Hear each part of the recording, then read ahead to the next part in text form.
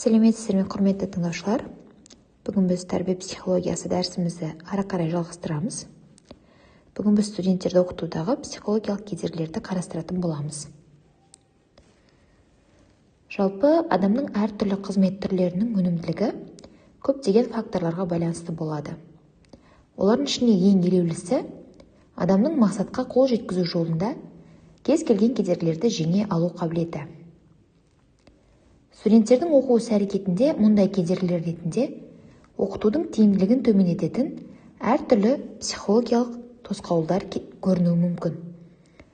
Олар студенттердің ойлау үдерістерін баяулатады.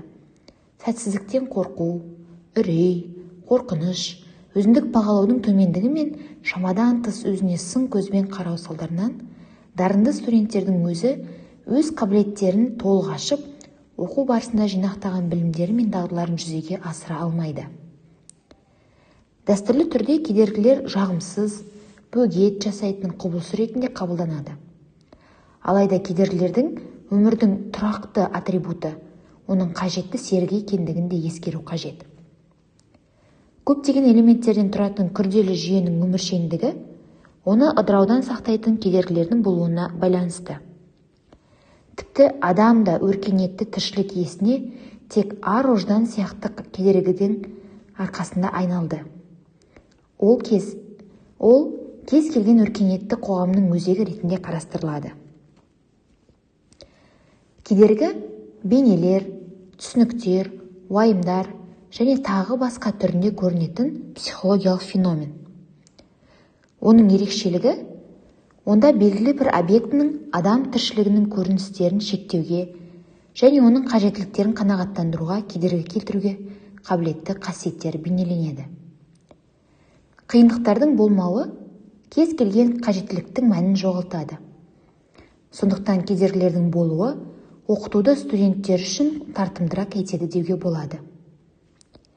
Әрбір кәсіби қызмет адамның өмірлік ұмтылыстарының бағыты. Ол адамның іс-әрекеттеріне, олардың өзі үшін тигізетін салдарлары мен айналасындағыларға келтіретін пайдасы арқылы мән береді. Белгілі бір кезеңде жоғары оқу орнында оқып жүрген кейбір студенттер таңдағы мамандығына көңіл толмай қалуы мүмкін. Бұл көбіне оқудың мәнін қаншалықты саналы түсінетініне байланысты.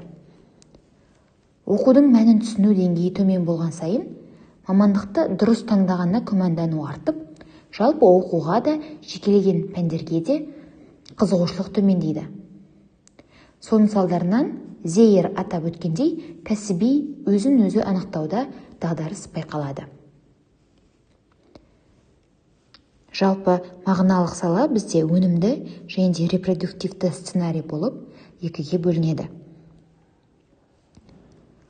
Абакумованың мағына қалыптастыру концепциясында мағыналық дамудың критерийлері ретінде мағыналардың екі түрі қарастырылады.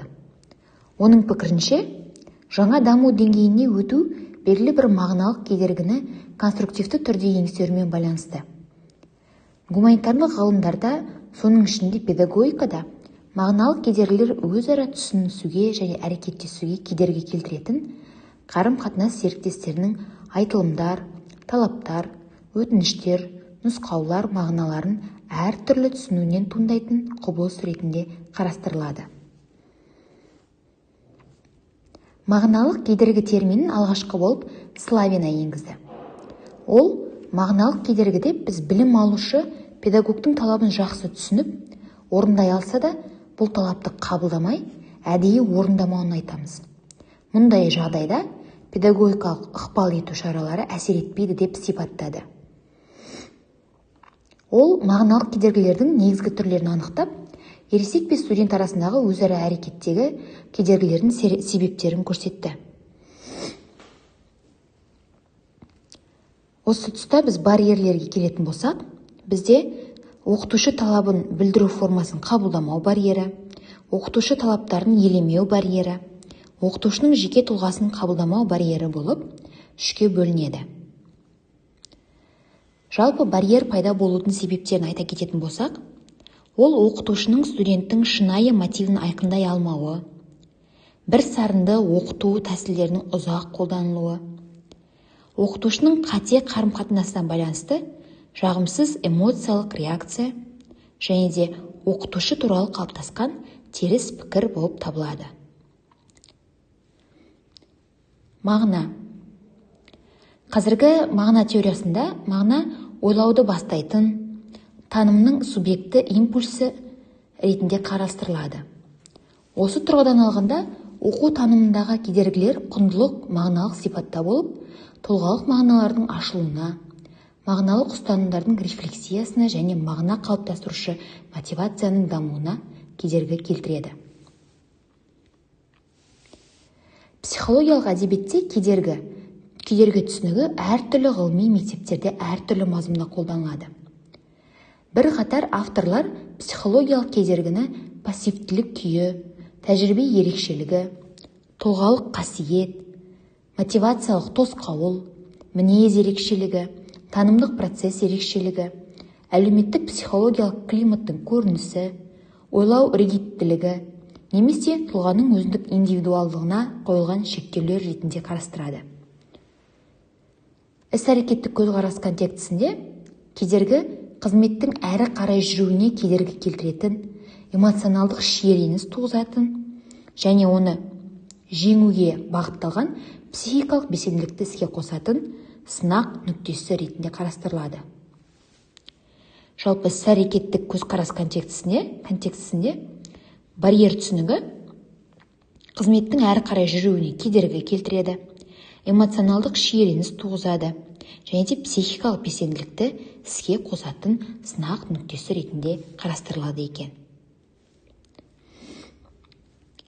Дроздова бойынша психологиялық барьерді еңсеру стратегиялары бізде 4 бағытқа бөлінеді.